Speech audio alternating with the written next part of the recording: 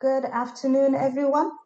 Welcome, distinguished guests, key representatives of the European Union, representatives of the national government, representatives from GIZ, Camões, UN Habitat UNEP, the Italian Development Corporation, Expertise France, Kenyan county government representatives, distinguished guests, all protocols observed.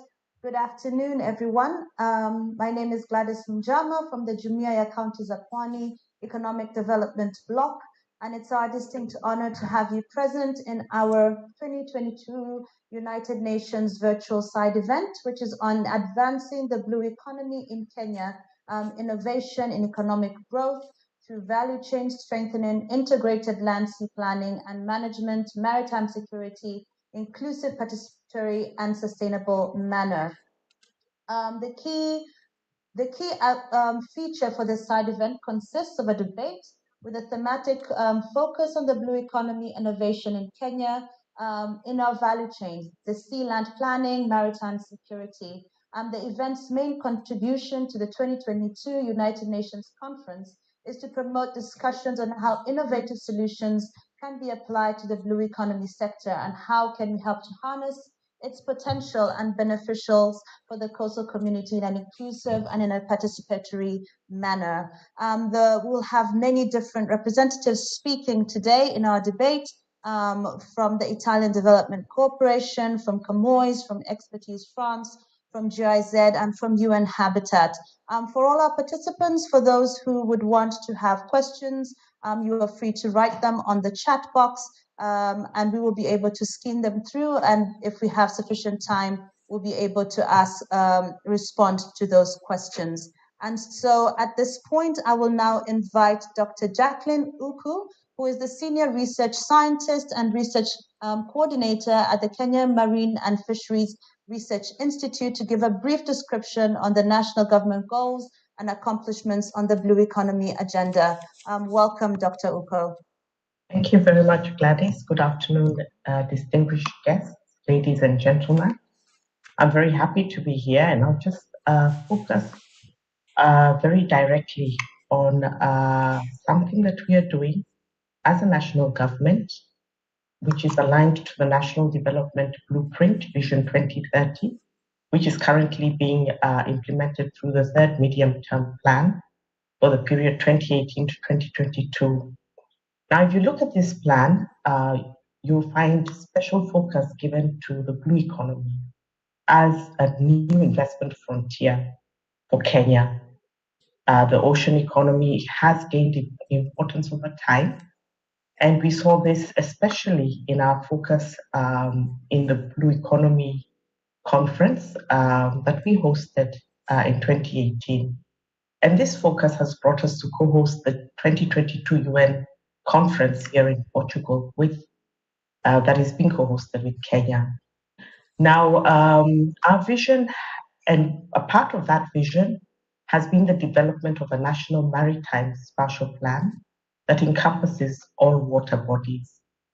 However, for Kenya, we have begun with the ocean, and we've placed emphasis in the development of a marine spatial plan. This is a process nationally that is being led by the State Department for Fisheries, Aquaculture, and the Blue Economy. And we have support from several partners, including the World Bank, through the ChemSFED project.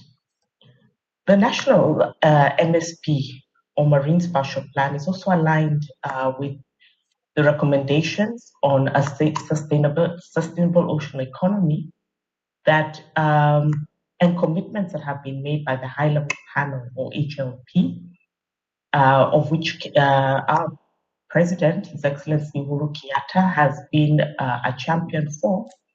And so as we move forward, the MSP will be supporting a sustainable ocean plan for Kenya.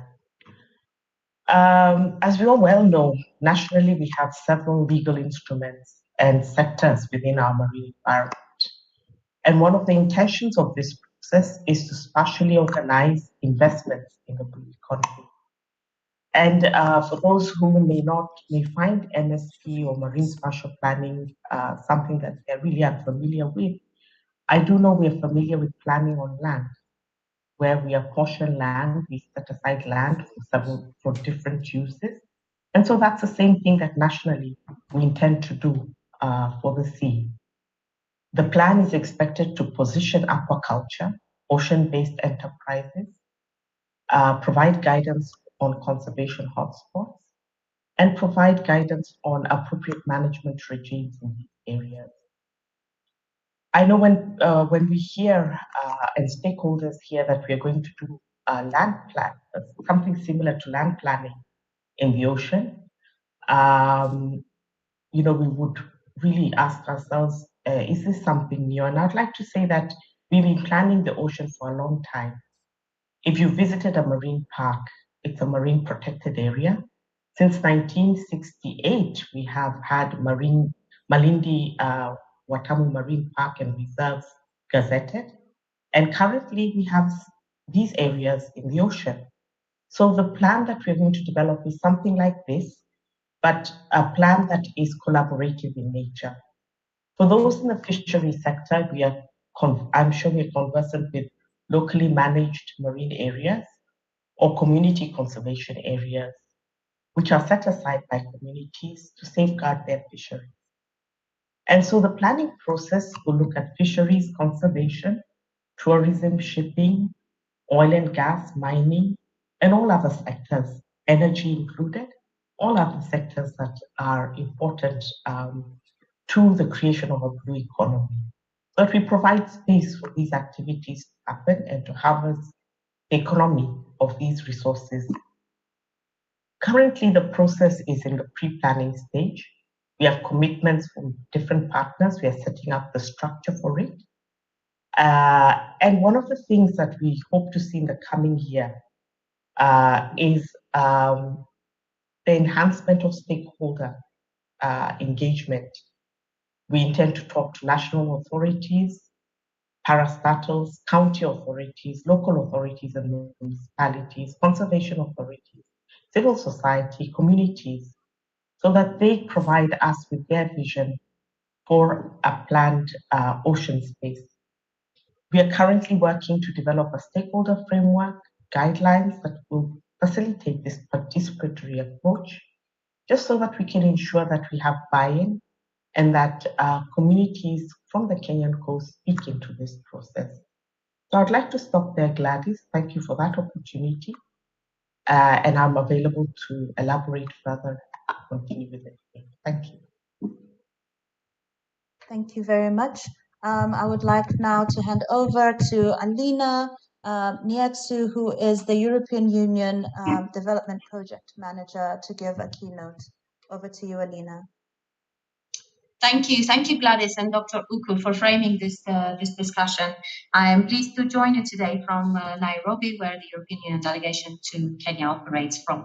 So good afternoon at the end of the day, but for people watching from Portugal, I hope we keep you entertained during the lunch break. So I'm pleased to be here and share with you all in this format the achievements to date of Go Blue program. You may have heard about it, and we are here to kind of debunk and to ask questions and to bring in the most important aspects that we believe are useful for this setup. Now, the European Union delegation made a commitment in 2018 after the Oceans Conference organized here in Nairobi to design a program in support of the Blue Economy agenda in Kenya. We are now at the anniversary stage, as we are in the same setting, but few years after, with the COVID interspersed in between. Now, it is clear to us, the European Union, and as Dr. Uku highlighted earlier, that Kenya has the potential of blue economy. And Kenya is very advanced when we compare it with other African countries and can set an example in this sector. Blue economy indeed features highly in the medium-term plan for 2018-2022 of Kenya. It prioritizes, among others, sustainable use of aquatic and marine spaces, including oceans, or supports to aquaculture value chain. In addition to other areas such as very important protection of critical marine habitats. Now, the European Union, via its commitment, the Go Blue project, has committed to support all transformation towards a sustainable ocean economy, where environmental protection and conservation and economic production and prosperity are mutually reinforcing.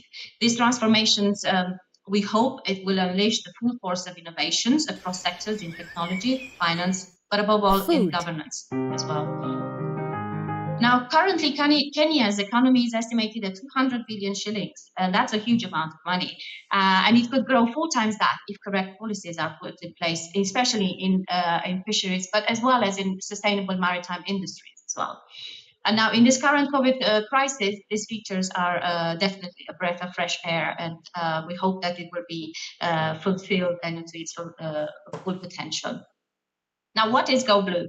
Now, Go Blue is a bold 3.2 billion shillings, now around about 25 million euros across 4 years of intervention, which started already in 2020 and has placed people at the coast in Kenya and their needs at the center of its action. It's built on 3 interconnected components, and the programs aim to achieve, on one hand, growth, to protect the environment, and to adapt new challenges of urbanization, while of course ensuring a secure maritime governance to protect the sectors of the blue economy. We are working very close indeed with the Jumuiya County Zakwani, the coastal economic bloc, and the national government structures to ensure that these areas are well aligned with the county development plans as well as with the government priorities. Now, firstly, Go Blue addresses the growth aspect of the blue economy, focusing on tackling skill gaps needed in supporting this sector, combined with strengthening the value chains of aquaculture, tourism, fishing, and agriculture. And we do this together, indeed, with our development agencies of the European Union member states, and here we have Italy, Portugal, and Germany.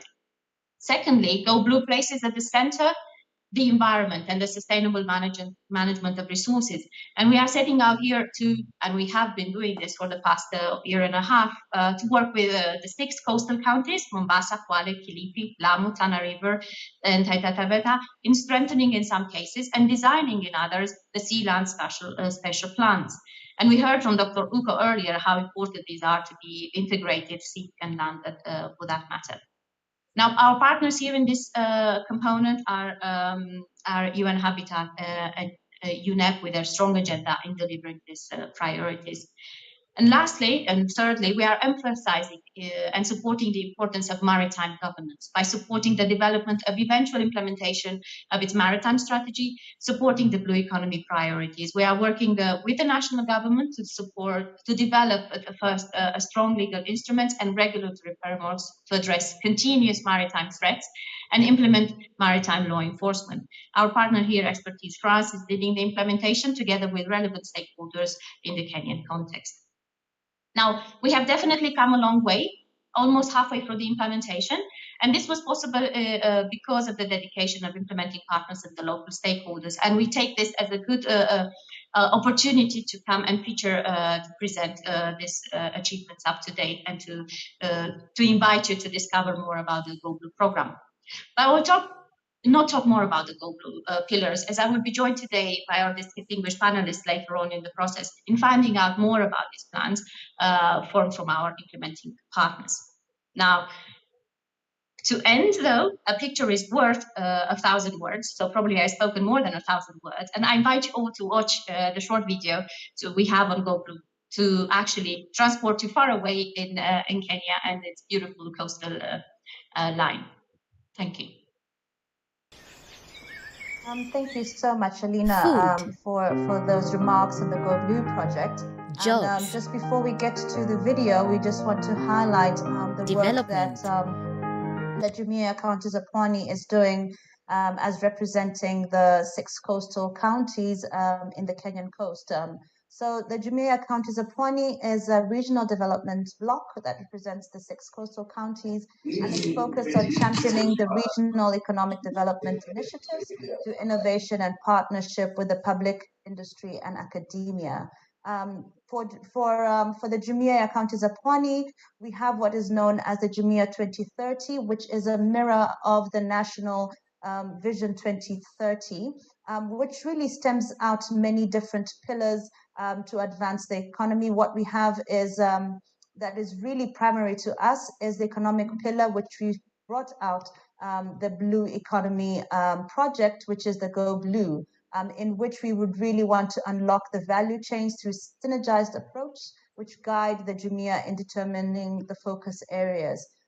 For us, with the Go Blue project, it is our desire for it to be such a catalytic project with sustainable development that will really churn out projects even after the lifetime of the Go Blue. And so even as you watch this video, we really invite you to look and see the different interventions that we're bringing forth for you to know. So I'll invite the video to begin right now. Thank you.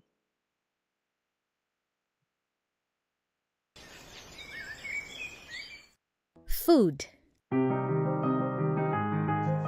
jobs, development, shipping, tourism,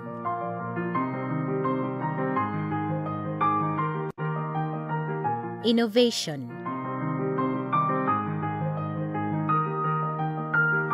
research,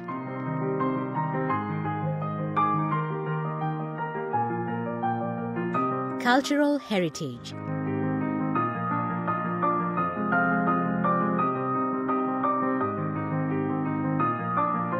youth as agents of development and change. Kenya's sea land ecosystem offers all these opportunities and more. We must learn how to harness their potential. Go Blue is a partnership between the European Union and the government of Kenya to advance the Blue Economy agenda. It seeks to unlock the potential of sea land opportunities in coastal urban centers. Go Blue aims at advancing a sustained, inclusive, and sustainable blue economic growth with employment impact. An integrated and sustainable approach to sea land planning, waste management solutions, and preservations of marine and coastal ecosystems, and an effective and integrated maritime law enforcement. This will help us to achieve a better and more sustainable future for all by contributing to advance the following sustainable development goals: sustainable cities and communities, life below water,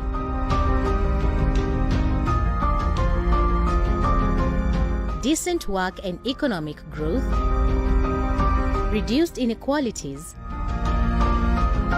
climate action, peace, justice, and stronger institutions. Together, we can do so much for both present and future generations.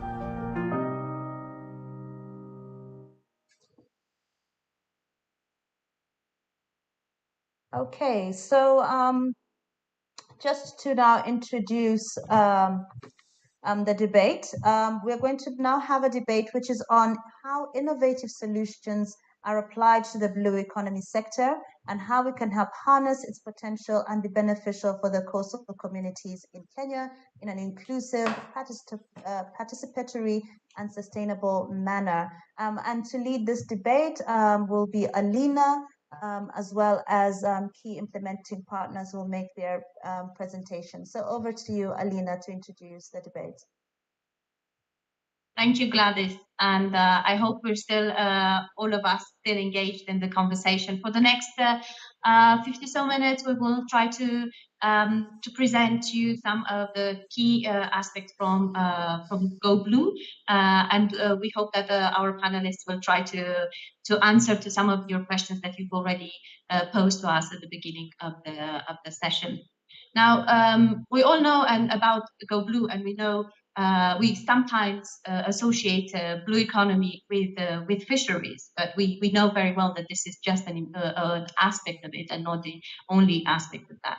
Now, of course, component one, as I've described, that deals with that. And I'd like to address a question to Dr. Cosmos Munga, who's representing now the Italian Development Agency, to give us an example how you intend to ensure sustainability within our component, especially in provision of equipment to fishermen.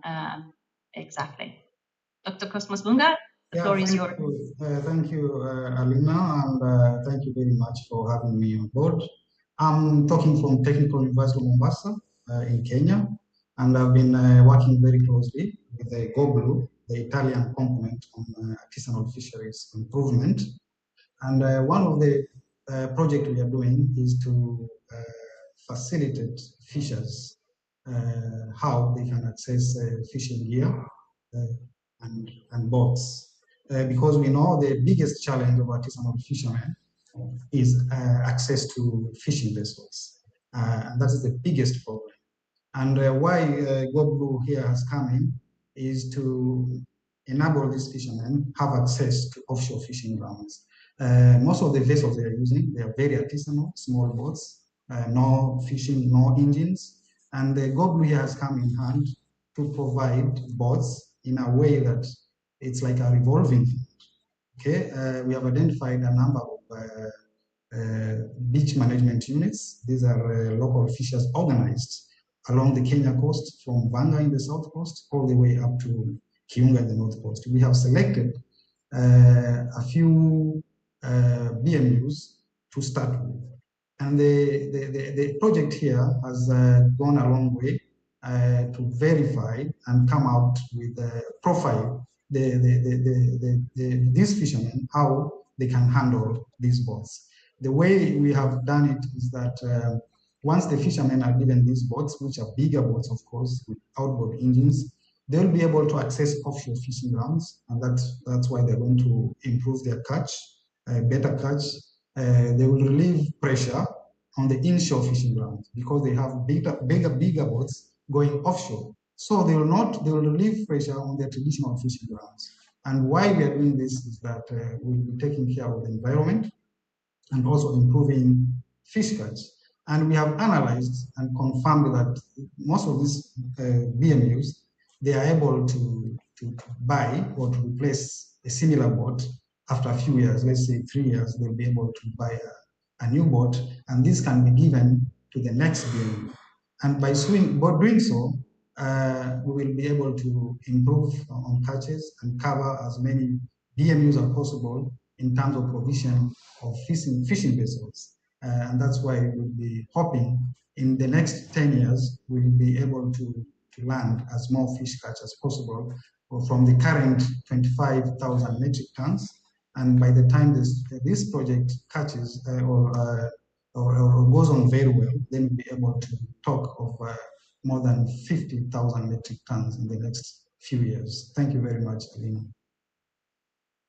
Thank you, Dr. Cosmos Bunga. Indeed, it's quite exciting, and I hope it seems that you have a 10-year plan ahead of you. So that's definitely, we are quite happy to see that GoBlue only puts the seedlings, so to say, but of course the long-term plan is going to be taken on by of course, the Kenyan stakeholders.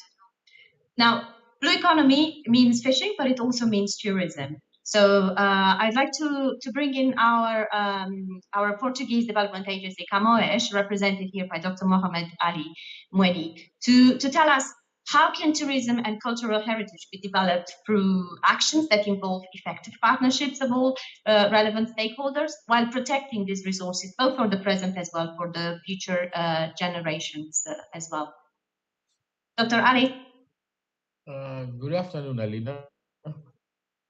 And unfortunately, I cannot put on my my camera because we're having such a big storm in Lamu this afternoon, and I'm just afraid that it might interfere with my internet signal. I also say I would like to thank you for the question. Actually, to develop tourism and cultural heritage in ways that promote participation, the strategies must be guided by sustainability values on inclusion, equity, diversity, and of course, most importantly, transparency. The end goal should be to create transformative values for all tourists, the suppliers, and the governance of the destination, among other stakeholders. This is especially true for the indigenous host communities because they are the most affected from misuse or loss of cultural heritage assets. Lack of public planning and implementing capacity, insecurity and exclusion challenges are various cycles threats to development, aggravating the existing poor socioeconomic opportunities and driving new economic underperformance and exclusion. Through Go Blue, the tourism and cultural heritage component, Camões IP, with the support of the European Union, intends to contribute to halt these complex conditions, unraveling by seeking the participation of all stakeholders into discussing a shared vision of enhanced possibilities and enhanced equality of opportunity, showcased by a few flagship tools and projects. To achieve this, prioritizing and encouraging co-creation in tourism and cultural heritage policies and plans is very, very important. One of the flagship tools that the Go Blue tourism cultural component is implementing, of course, is an integrated governance, a methodology that seeks to enhance the Jumuiya ya Pwani's capacity on the formulation of the blueprint for tourism and cultural heritage under the Blue Economy Sector Strategy of 2030. Stakeholders will actively participate in this activity that promotes a sense of ownership by prioritizing the actors' values in the design of a tourism and cultural heritage regional action plan, aligned with national policies that aims to benefit the coastal communities in both the short, medium, and the long-term periods. Thank you, Alina. Thank you, Dr. Ali. We heard you very well. Unfortunately, indeed, because of the storm, we couldn't see you, but we trust you are there behind the camera. So we are still quite pleased that you managed to have enough connection to join us. I will turn now to our partner from Component 1, represented here by GIZ, the German Development Agency. And I would like you, Brenda, to maybe guide us through what opportunities exist exactly in your specific spaces to propel Blue Economy agenda and strategy. What you've noticed so far, and what can you tell us? Thank you, Alina, and thank you to all our guests joining us. My name is Brenda Kibiku. I'm the technical advisor for TVET and MSME support for Go Blue at GIZ. And the opportunities that exist include some of the actions that we are currently undertaking in the Go Blue project under the GIZ component, which includes skills development in vocational training centers for youth and women in selected blue economy value chains. That includes integration of life skills, work readiness training, and job placement opportunities. Our other component is aquaculture value chain development that targets fish farmers and MSMEs. And what I think is unique for us is the cross-cutting component of MSME support.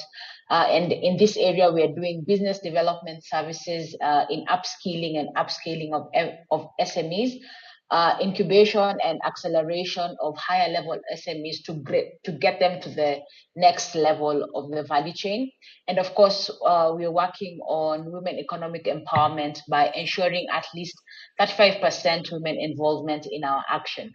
I think it's paramount to mention that though we are doing skills development and aquaculture value chain development, there are gaps that exist that can be tackled by other players or through the trainings that we offer. The ecosystem can evolve and tackle these problems themselves and take advantage of those opportunities. This includes designing financial instruments that provide friendly access to capital for small businesses within the blue economy value chains, either through a revolving fund, low interest rate loans, or a grant. Also, to encourage collaboration within the value chain, we can look at a subcontracting arrangement, a model that allows for smaller and larger businesses within the sector to provide services for each other, where the smaller businesses can be suppliers of goods and services to the larger companies. And this not only strengthens the bottom line of both businesses, but also allows for knowledge transfer and for the smaller businesses to benefit from the knowledge that the larger businesses have gained through the time that has allowed them to grow into larger enterprises. So I think there is a wide range of opportunities that exist. We are tackling the skills development and aquaculture value chain development, but with the hope that by strengthening these two areas, the blue economy sector can find solutions within themselves to address other gaps that the project currently does not address. But the opportunities are endless. Thank you, Alina. Thank you, Brenda. Thank you. Indeed, you have brought to their attention a big important component of that is the skills and of course the MSME support that is vital and crucial to really develop and to equip the youth with the correct skills, but also to give them the correct accesses to either create businesses or to operate in that sector properly. Now, we've heard about different sectors, but I think it's only important that because they operate under the Ocean Conference guidance, it would be important to maybe hear from our partner from UN Habitat, Dr. Jared Bosire. What is this, and how can integrated sea land planning help harness the blue economy ambitions of coastal states? Can you guide us through this process? We heard this from Dr. Kuku, but we'd like to also hear from you that are on the forefront of implementing this. How can this be done? Jared? Thank you very much, Alina, for the opportunity, and good morning, good afternoon, everyone, wherever we are. The component of the project dealing with integrated land sea planning is being co-implemented by UN Habitat and UNEP. And as Alina has clearly indicated, we are working together to support JKP in this technical area. Why is integrated land sea planning important? The land and the sea are actually interconnected through various processes. We have so many rivers that drain into the sea from land. We have a lot of urban developments that have an impact on the coastal zone and the marine environment. We have agricultural activities upstream or on land that impact on the coastal environment. And because land and the sea are very closely interlinked, then it becomes very necessary that planning at the coast should actually adopt an integrated approach. Under the County Government Act 2012, counties in Kenya, where the project is being implemented, have a legal mandate to undertake their county spatial planning. The challenge that has been there is that although a number of coastal counties have made a lot of progress in the development of their county spatial plans, but there have been challenges in integrating especially the marine element. That is why an integrated land sea planning framework then becomes very, very critical to support coastal counties and actually Kenya as a country in the development of integrated land sea plans down at the coast that takes into account the connectivity and the linkages that exist between land and sea. This is what will be or is currently being developed to be implemented under this component, because integrated planning then would actually encourage sustainability, because the different sectors which are supporting the country's blue economy are then connected together through an integrated land sea planning approach. We will also have a number of pilots which will be implemented under this integrated land sea planning framework. And some of those include, for instance, like Jackie mentioned before, supporting strengthening of management of marine protected areas, also supporting and strengthening the management of locally marine managed areas and the community livelihoods as well. We know, again, under this connectivity between land and sea, that a lot of waste actually come from land to the sea, either in form of solid waste or wastewater. The project will also be supporting pilots under this integrated approach to address a number of waste management related aspects.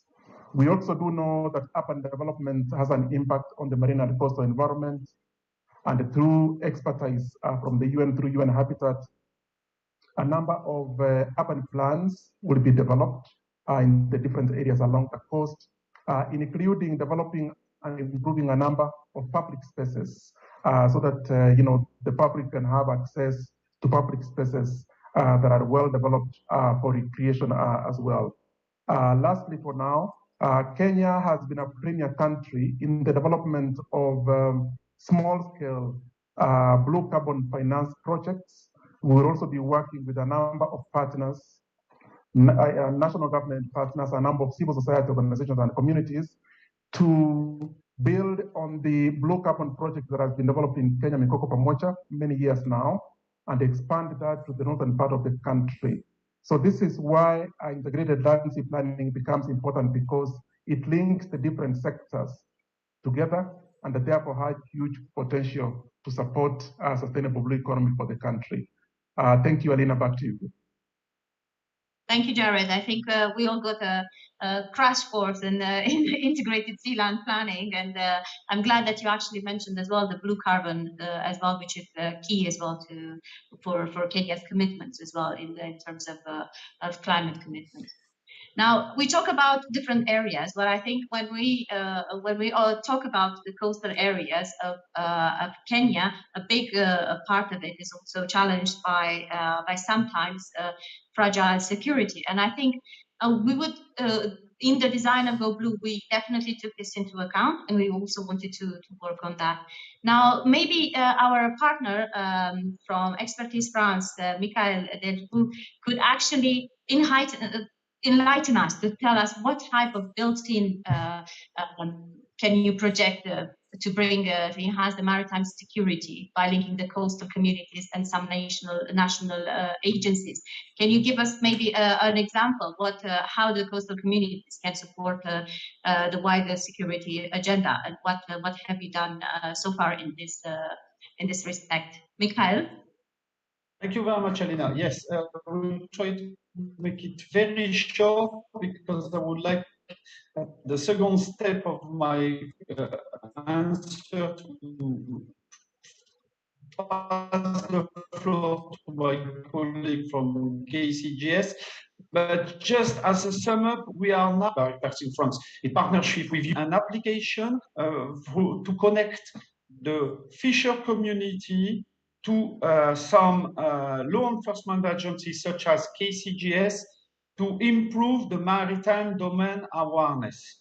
This will be developed in cooperation with our sister ship mission, Regional 1, Crimario. So I will now make it very short to pass the floor to my partner, KCGS, Robert Wanyuma. Robert, floor is yours.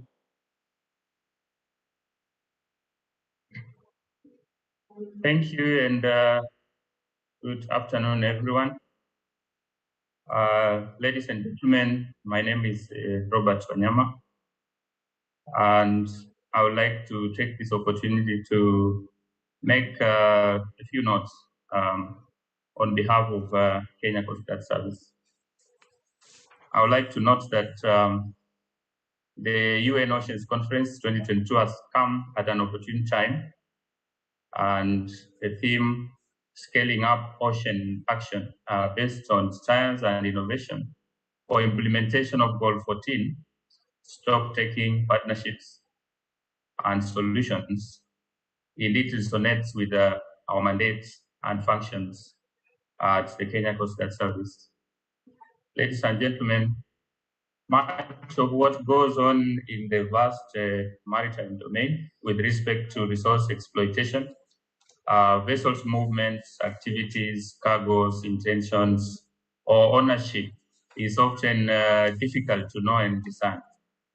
Infrastructure and systems that span the maritime domain are limited or owned largely by the private sector, and have increasingly become both targets of and potential conveyances for dangerous and illicit activities. This has led to Kenya's focus on a comprehensive national effort to enhance its national security by preventing hostile or illicit acts within the maritime domain. With the shift in the focus, Kenya's shift to focus the blue economy and the desire for its optimal exploitation, came the realization that no single agency had a mandate to safeguard Kenya's maritime assets and resources. prevent loss of life, ensure safe navigation of maritime traffic while ensuring maritime security, uphold states' maritime law and safety policy. This therefore provided the rationale for the establishment of an agency that adopts a comprehensive multi-agency approach in order to achieve these objectives. Hence the establishment of what we are talking about as the Kenya Coast Guard Service. This service, in this regard, was established through an act of parliament 4 years ago, almost 4 years ago in 2018, as a multi-agency security service to enforce law and order in Kenya's territorial and international waters through detection, deterrence, prevention, and interdiction of individuals and organizations engaged in illegal activities within Kenya's territorial waters. Our vision is to be a premier service in maritime security and safety, while our mission is to enforce maritime security, safety, and protection of maritime resources within Kenya's territorial waters. The Kenya Coast Guard Service is therefore expected to provide efficient solutions by organizing the operational work of agencies active in the maritime domain, leading to achievements of synergies and pooling limited resources and capabilities. So focus is on unity of efforts through shared responsibilities and intergovernmental integration through shared resources and shared work responsibilities. That's creating secure maritime zones that will enable the exploitation of the enormous resources there. Ladies and gentlemen, KCGS is pleased to participate in this second UN Oceans Conference 2022 through this virtual side event, which signifies the commitment to collective action and commitment for the sustainable management of our ocean resources. This indeed signifies the importance of partnerships in tackling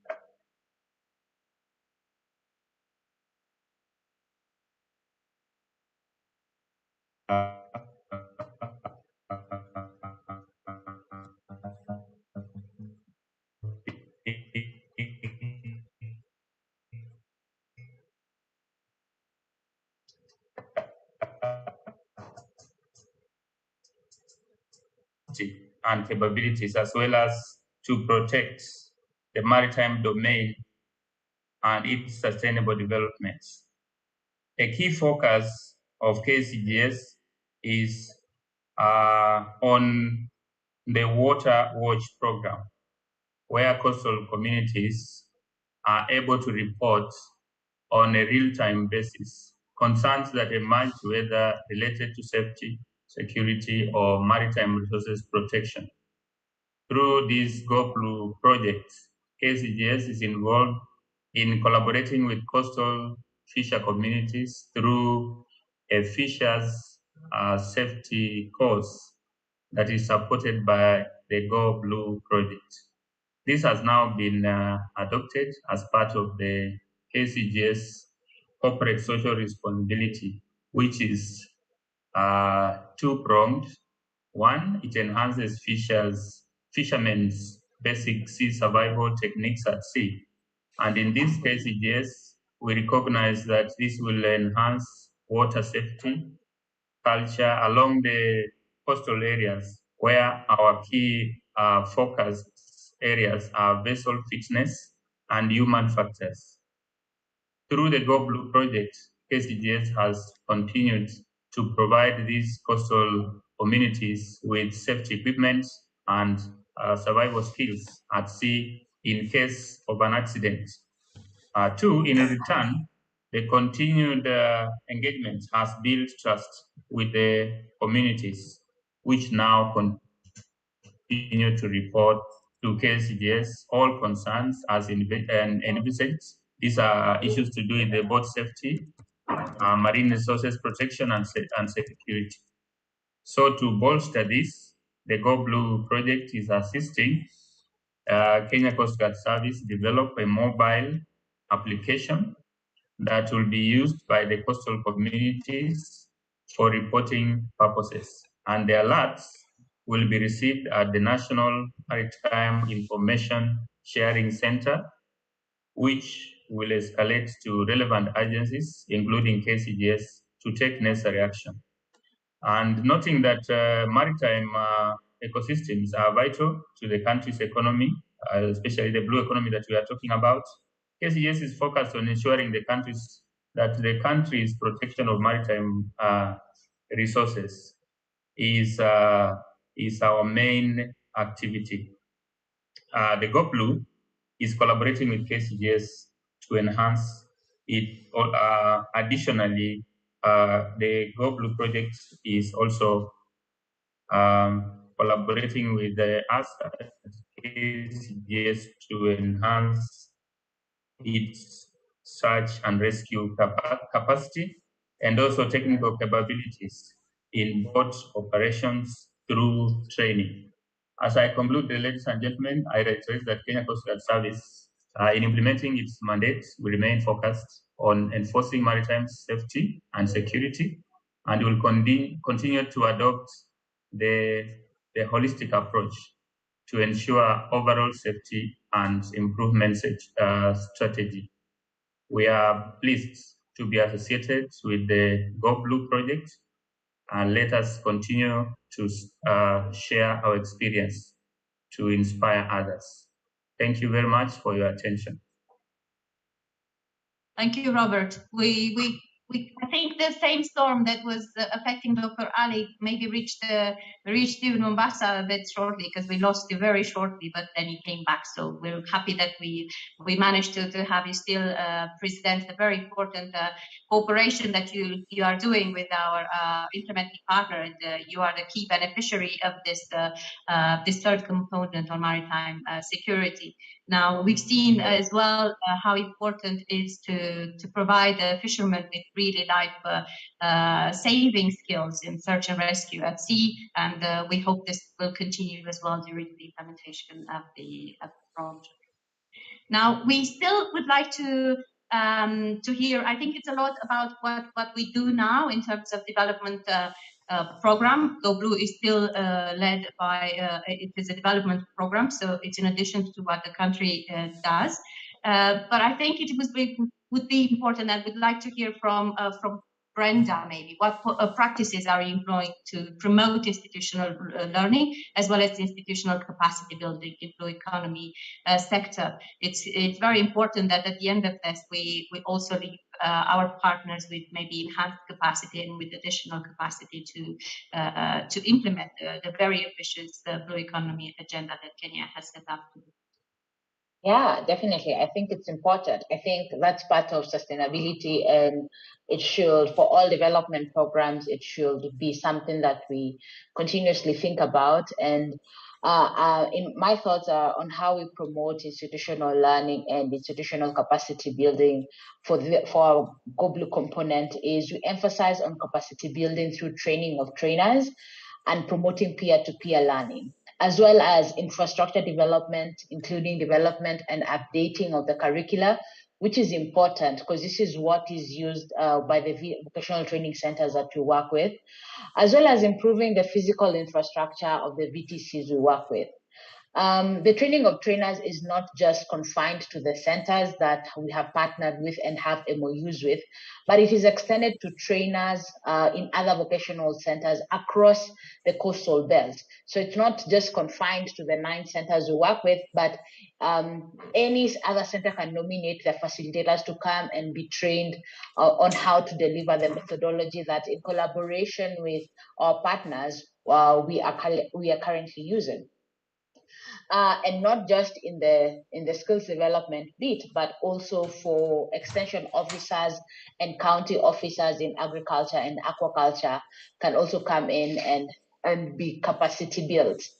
I think it's important to note that digitization also plays a role in promoting institutional learning. And in this front, we have digitized all our curricula, and our trainees can access our e-learning platform. By also setting up a learning management system, our partners can host learning content where trainees and trainers interact virtually. This closes the gap on physical interaction in the classroom. So if you're a young mother who can't attend class that day, you have the ability to log in virtually and access and not miss out, bringing more people into the fold for training. And we don't have, our level of attrition is very minimized. And what I should note is that all these resources are owned by the public VTCs, and we work with them and will be retained by the VTCs once we exit the project. So all the capacity building material, the digitization, the training material, all that is owned by the vocational training centers and can be shared by other VTCs that we have not partnered with for this phase of the project. It's also important to note that there's opportunity to promote further institutional learning, and it's best to also see the role that the donors play in this front, in that I think it's paramount to have a joint donor blue economy committee that allows for knowledge sharing at that level to prevent duplication of intervention. That way, as donors work together, donors and development partners work together, this benefits the ecosystem in the blue economy sector, because you're not duplicating your intervention, but talking amongst ourselves and realizing, hey, if we partner amongst ourselves, we can do more for the sector, so that we don't have concurrent activities in this with the same institutions running. And I think this is some of the feedback that we have received as we go through and talk to institutions and beneficiaries. It's like, hey, someone was talking about blue economy and they're working on skills development. So how is that different? And then we have to go to that partner and say, hey, can we work together? So I think it's important, even at the donor level, development cooperation level, at the funders level, to work together and share knowledge that allows us to direct further and deeper intervention for the sector. Yeah, thank you, Alina. Those are my points. Thank you, Brenda. I think you really pick up some important points, and we definitely will take it further for our counterparts in the government. Definitely, we do not want to duplicate, but we want to coordinate efforts. Now, also to you, Brenda, we've heard about government policies, we've heard about international organizations' mandates and strategies. Now, what about the private sector? What is the role that the private sector can play when it comes to skills development in blue economy? I mean, the private sector forms the other bulk of this partnership. Without them, then skills development and preparing people for jobs and getting people into jobs was not possible. So I think we can look at it as a pre and post involvement for the private sector. For pre, we are looking at them not influencing, but contributing to the development of the curriculum. They are the people in industry, they understand the skills required. So it's important that they are involved in developing the curriculum, so that once these graduates go through the training process, they are well equipped with the right skills. And after, after our graduates have gone through the training, it's the private sector that employs them, that absorbs them. So I've gotten several questions on what is the incentive of taking on.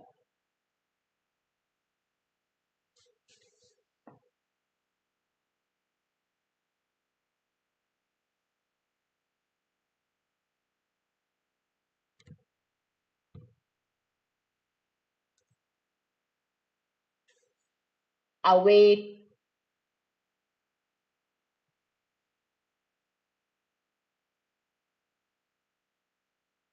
participating companies, how can they be rewarded? This is at a policy level by government to absorb some of these trainees. So I think they should contribute to the development of the curriculum. They should be part of that training. So if you're having some members of the private sector come into the training institution and give on-job reality check training to the trainees, not just waiting for them to exit, but be part of that skilling process, and of course absorb them into the job market, upskill them into the job market. But there's also a question from the private sector on, hey, can we have a reward system that as we are part of this scheme, we either form a way that we also benefit. So it's an ongoing conversation, it's a developing conversation, but we cannot ignore the importance of the private sector in supporting job placement, employment, and absorbing this skilled labor into the workforce.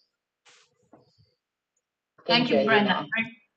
Thank you. It's very comprehensive, and indeed, I think it's a good note to finish and to conclude the initial debate on this, because indeed a lot of relies and rests with the private sector, both at the implementation, but also to actually equip their labor force that they want to engage with their schemes. And we've seen actually at the coast, it was quite refreshing when we saw a lot of young students really being just waited really eagerly by the private sector to finish their courses, to finalize it, to get their diploma, so that they can actually enter the labor force, both in logistics or in maritime, but also on hospitality as well, which of course is a key sector at the coast. Now, thank you to all of my panelists for your patience and for the motivation to come and to really present Go Blue from the implementing point and aspects. We hope to have given you a flavor exactly what is happening, and we brought in we wanted to bring to you some of the key elements of what blue economy in practice means. It's quite complex, and of course, if we had brought all of the stakeholders, we probably wouldn't have had the space on a Zoom to fit them all, because of course it's quite varied. I would like to turn, because at the beginning of the session we had asked you kindly to give ID and to pose some of the questions. Some of them may have been answered in the process, but some of them possibly it's good to maybe still highlight them. So I would take a few of those and then turn to the sessions, the questions that we've received live. Now, we've received, and we are approaching the summer season, as we call in Europe. Of course, in Kenya, it's winter, but I think tourism is really on everyone, and going on holiday is on everyone's agenda. Now, what plans does Go Blue have to enhance the ecotourism in the Kenyan coastal regions? I think that's a very pertinent question, and maybe Dr. Ali could help us kind of find ways, and what does this mean, ecotourism? While maybe we will address the second one of another question, then how can all the implementing partners ensure a sustainable approach of the project's interventions, which are the proven ways to ensure that there is cluster learning and collaboration in projects that have different players responsible for the project's components. Maybe Dr. Jared could help us debunk a bit of that. But let's start with Dr. Ali. What is ecotourism in Kenya? What does this mean in the Kenyan context? Thank you, Aline, for the question. Maybe to begin with, it's maybe a bit better to have this in perspective. Tourism at the coast actually is confined mostly along the coastline. Kenya has a coastline of around 500-600 square kilometers. Most of this is dotted with ancient Swahili settlements and also native African tribes living in certain pockets of the part of the coastal forests. And another tourism product that has evolved quite recently is, of course, the beach. If you look at collectively, all these assets are nature-based. They are part of a fragile ecosystem that needs to be protected. If you look at the beaches, especially the ones in Lamu, these are important nesting grounds for a lot of sea animals. And within this territory that we've defined, we have about 4, 5, 6 marine protected areas. Giving that in context, most of this tourism is happening in very, very fragile natural environments, most of which is actually home to endangered species. Secondly, this landscape supports a lot of traditional economies, traditional communities who have a very strong relationship with the environment. Specifically, we can even look at the northern tribes, the Boni, for example, who are in the Boni forest, who have a very, very strong with that particular pocket of coastal forest. And then you have the other tribes who are living in the Kayas. They have a very strong cultural bond with the Kayas. Coming to my question, it is thus very, very important to develop these tourism products in context of fragility of this environment. One of the ways that we can develop sustainable tourism products, of course, is through sensitization, enabling these communities with the knowledge of the immediate community. Secondly, enabling them to access resources that can develop the tourism in a sustainable fashion. Thus, there are quite a number of areas which have a very high potential for ecotourism. Speaking about areas that are very closer to my heart, I can think of the Tana Delta, which is a designated Ramsar site, an important bird life sanctuary. The next one would be the Kiunga Marine Reserve, an important marine conservation area, as well as the Lamu Archipelago in general, which is home to a number of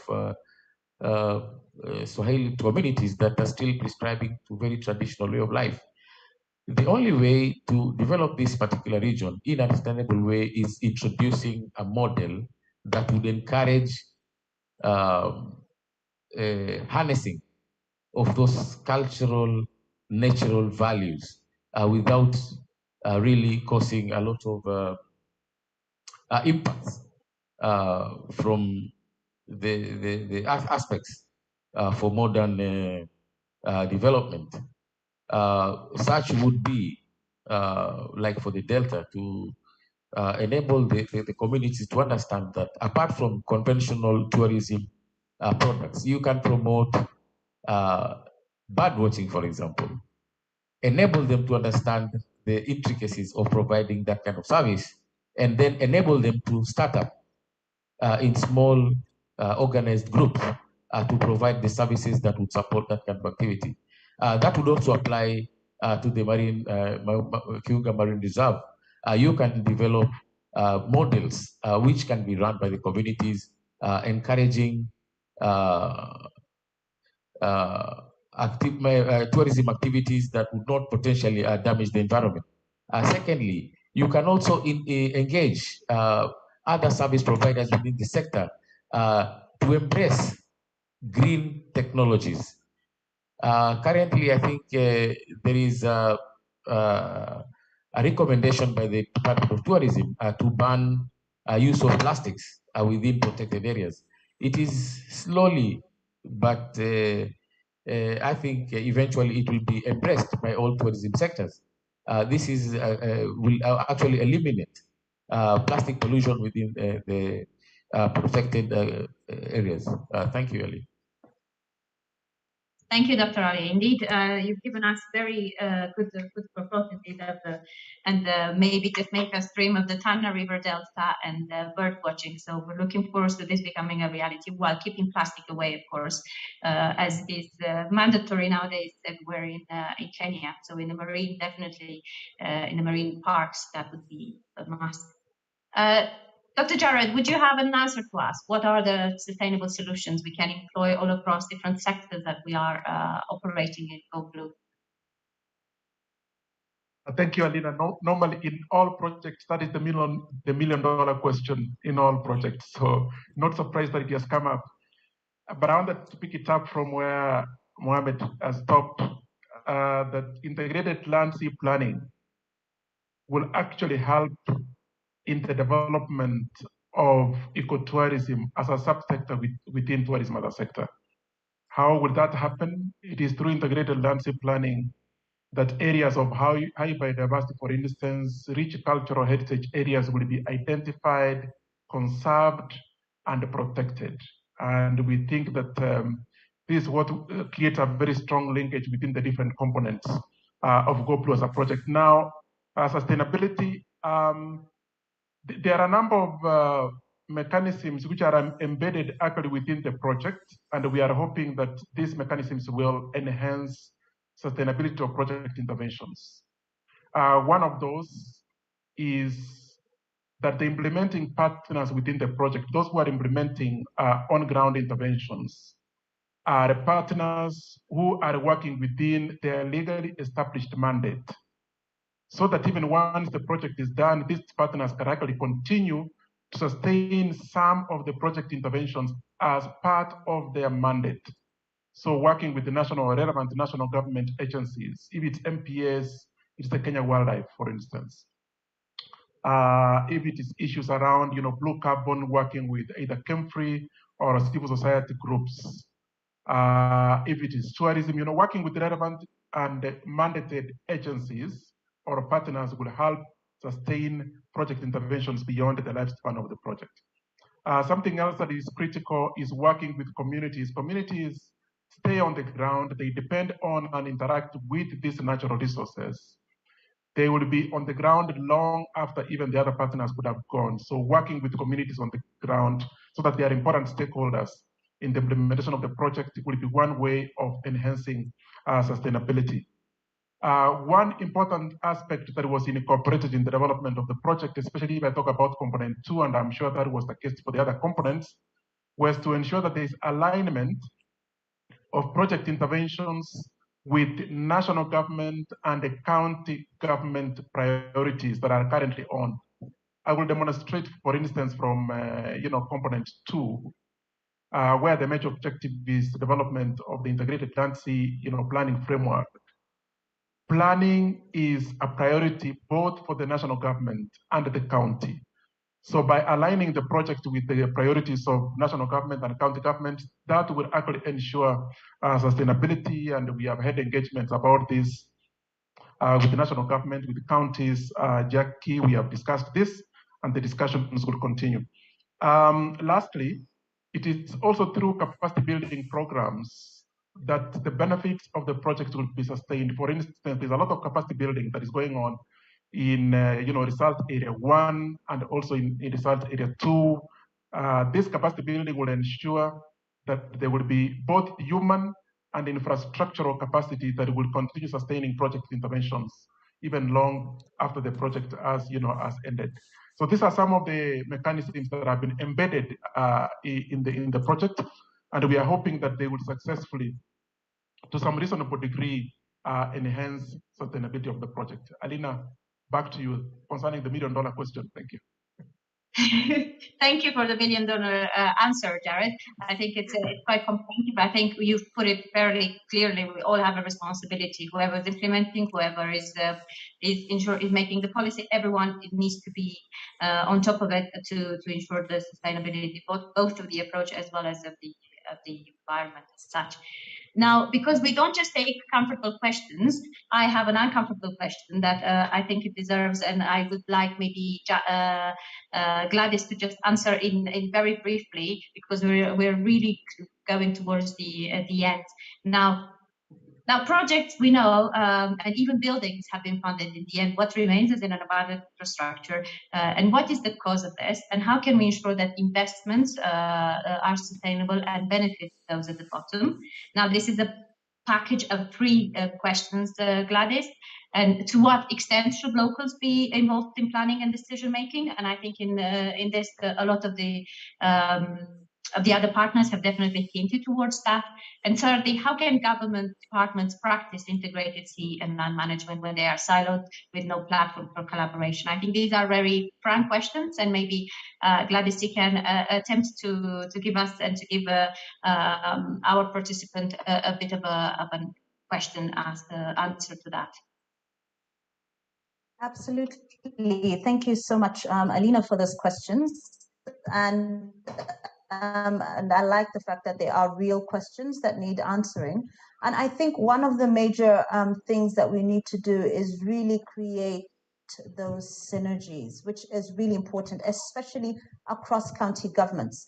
You will find that one of the aspects that we've been talking about is the creation of sector working groups, because you find that when we have county governments, we have directors who are holding forums where we're discussing these issues on a quarterly basis, or on a semi-annual basis, then these issues are embedded. Secondly, it will also help the county governments to take full ownership of the projects, even post when the duration of the project is completed, because many times you find that communities don't feel fully involved in a project. It has come, it's been handed over to them, but they don't really fully have a voice in some of the interventions that need to take place. And so I feel that some of these forums where we invite community, we invite the county governments to really engage deeply with the donors, with the funders, would really, really essentially have been put in place. One of the key elements that would be required is to really have a key buy-in with the county governments. They should also have a stake in the development of this infrastructure. If infrastructure is only developed by the donors, then we don't have a full stake in it. But if there is a co-funding aspect where county governments and national government are given that element of accountability to help fund some of that infrastructure, then they have a responsibility to complete it. And so we don't have incomplete projects along the way. And so I think with those few words, I think that to you, Alina. Thank you. Thank you, Gladys. Your connection was breaking up, so maybe you could just remove the video so that we can hear you better. But I think we got the gist. We need the full ownership of the county governments as well when it comes to really delivering and taking the ownership of what is being produced with development assistance funds. We take note, and we hope that in the next 2 years we are definitely getting towards this full commitment. We have 2 more questions that got from the audience, and I hope we're running to probably the last minute of this. But first one, and I think it's probably mostly geared towards our maritime security and law enforcement component 3. Now, what is Go Blue project doing to address the issue of intrusive species brought about by the ballast waters in the vessels? Maybe Mikhail could tell us a bit on the work that you plan to do with the Kenyan Coast Guard on enforcing not just the maritime security, but also some environmental aspects of it. Mikhail? Yes, I'm sorry, I didn't catch your last.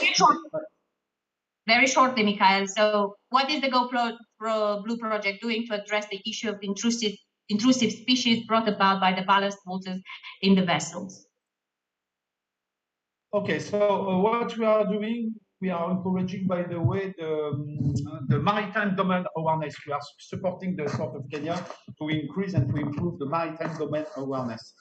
This has already been implemented by our EU sister mission, as I told previously, Crimario, and in that prospect, we are ready to support, especially Kenyan Coast Guard, by providing a capacity building action through technical assistance. Thank you. Thank you, Mikhail. Was short to the point. And we have a last question from somebody that represents some the hotel industries in Kwale, I believe. So now the question is mostly towards our partner from GIZ. So The hotels are currently running an apprenticeship program in partnership with the German delegation of industry to Kenya. Now, the uptake is slow due to the cost implications of the theory training component of the program. Now, how are we managing this with our TVET partners? Can you enlighten us, Brenda, and how did you cope with the high cost of the theory training component? Yeah, I was just typing my reply, but I think during our needs assessment, one of the biggest factors that hindered the gaining of these skills was obviously the cost implications of going through the training in the VTCs, and that influenced how we structured the program, and it is highly subsidized from our end, and the trainees pay a commitment fee of about 2,000 shillings. So it's very, very heavily subsidized by us.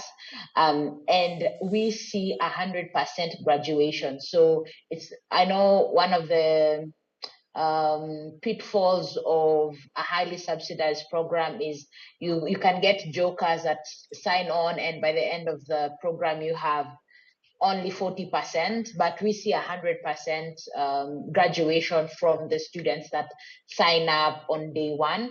And we found that what helps us is a 2-week onboarding period done by one of our partners that goes through the life skills, that assesses the commitment of the students, that matches them with the course that they have chosen. So I understand maybe the way, Pauline, your program is structured is different, where the cost is passed down to the apprentice, and I see how that can be difficult. But for our program, our recruitment is even very difficult because we get 20,000 applicants for 700, like 800 slots only available.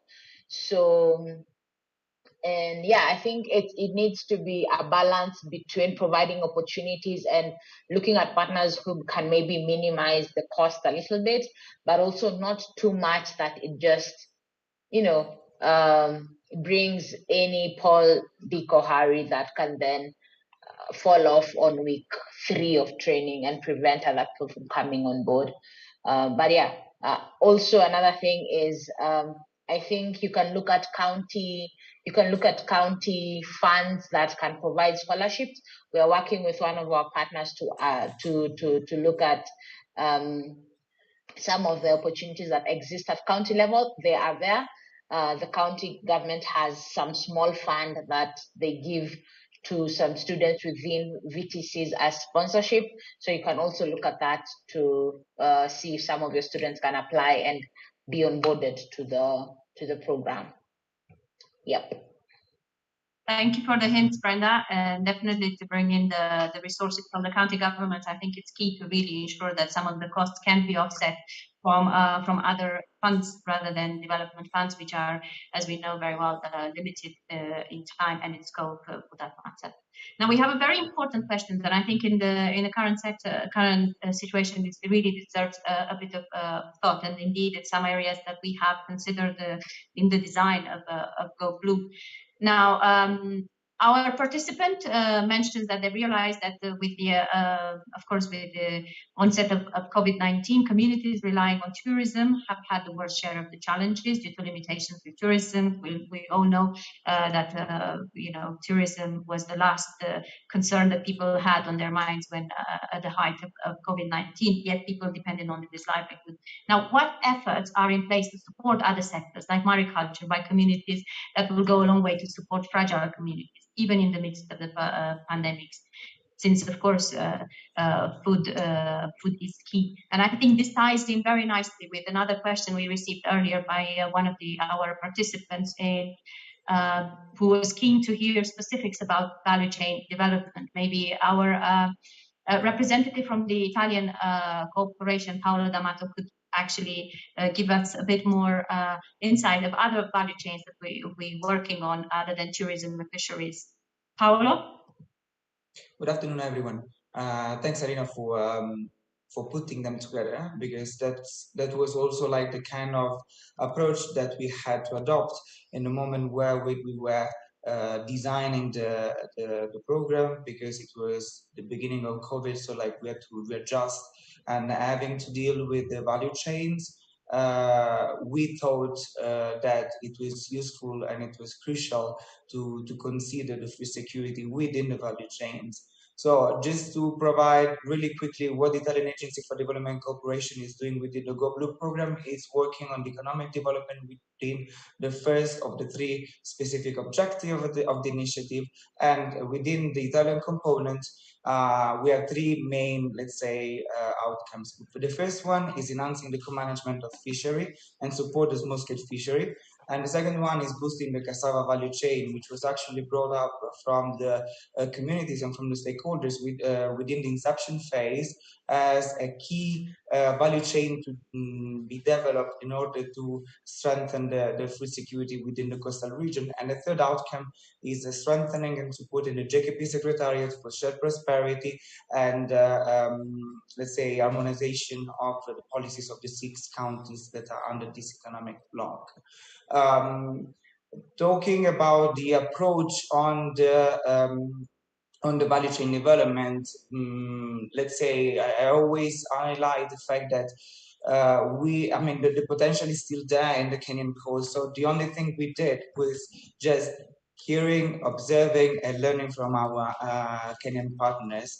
And so from observing from the communities, what we did was exactly putting the communities at the center of the socioeconomic change through the involvement of the beach management units. So the beach management units, under this umbrella, we can see different common interest groups. So we have the women that, for example, are really involved, the mama karangas that are really involved in the food processing. Then we have the fishermen, the boat manufacturers, and the different stakeholders involved. What we try to do, what we've been doing, is unlocking the existing potential. How? Through 2 different kind of approaches. The software, so like that's how I like to call it. So through skill development, but more like, let's say, improving the way the fish is been handling and catch in a more sustainable way, more inclusive way, and by keeping the quality of the fish, which is already very high in the ocean.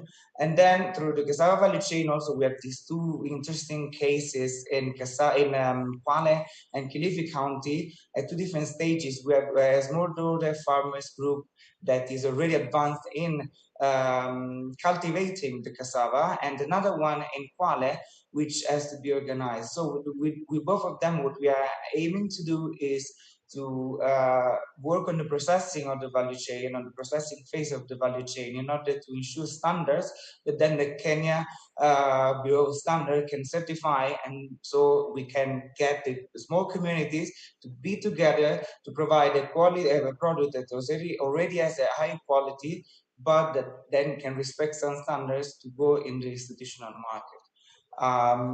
So then this is like the software part. The hardware is, as mentioned by Professor Munga, all the part that is related to the small-scale fishery markets in Mombasa County and Lamu County, and then the ice production machines, the inputs, namely boats and fishing gears that are going to be provided through the revolving fund.